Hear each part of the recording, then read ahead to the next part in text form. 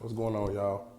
Now, this is about people who represent themselves at court, right? A lot of times you'll find that a defendant who facing criminal charges, usually when they try to, plead their case and try to explain to the court on their position, a lot of times they get shot down a lot by judges, right? And they get shot down a lot by prosecutors. Even though they put in a million affidavits, even though they file a billion things with the clerk office, it seems like there's no remedy to the whole thing, right? But I'm gonna tell you guys something, right? Judges and prosecutors have something called a Sovereign Immunity Act, right? If you don't know what that is, go search it up. The Sovereign Immunity Act is that a judge and a prosecutor has the absolute right and freedom to disregard the Constitution and certain laws if it's outside of state laws and the state constitution. The reason why they protect it under the Sovereign Immunity Act because they have something called an administrative oath. An administrative oath supersedes the regular oath of office that they have that tell them to uphold the Constitution.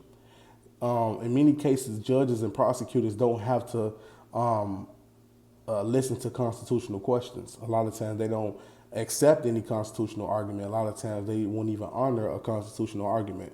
So many of you guys who go into court who using these remedies, there is no remedy with doing that, right? The best remedy that I really can actually see is that the people get remedy through the people. And what I mean by that is it has to be us that release us from jail. It has to be us that do our due diligence and learn about common law, learn about the Constitution.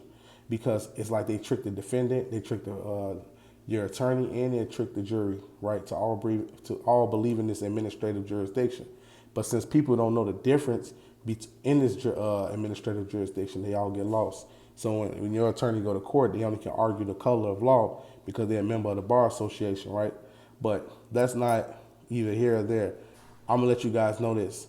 The reason why your constitutional question or any constitutional defenses that you bring in court get shot down is because the judge and the prosecutor has something called a Sovereign Immunity Act. They cannot be sued as a judge and they cannot be sued as a prosecutor. You will have to go after them personally in most cases. Trying to sue them for their titles, they would get full immunity if it involves any cases, criminal cases, because they can disregard all of that.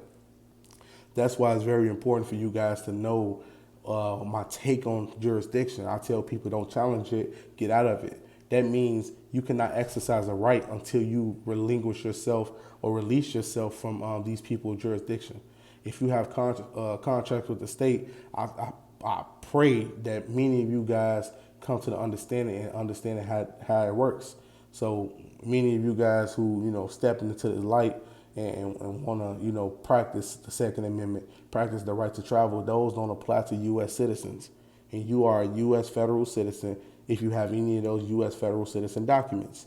If you don't have a passport that reflects your citizenship as a national, then you should not get any other form of documentation. Because you can be sovereign with no contract. And they try to pull you in their jurisdiction silently to get you in. And then when you get to court and you stand your ground, say, hey, I'm a national. I'm a Freemason. I'm a freeman. And they shoot you down. The reason why they shoot you down because they don't have to acknowledge that.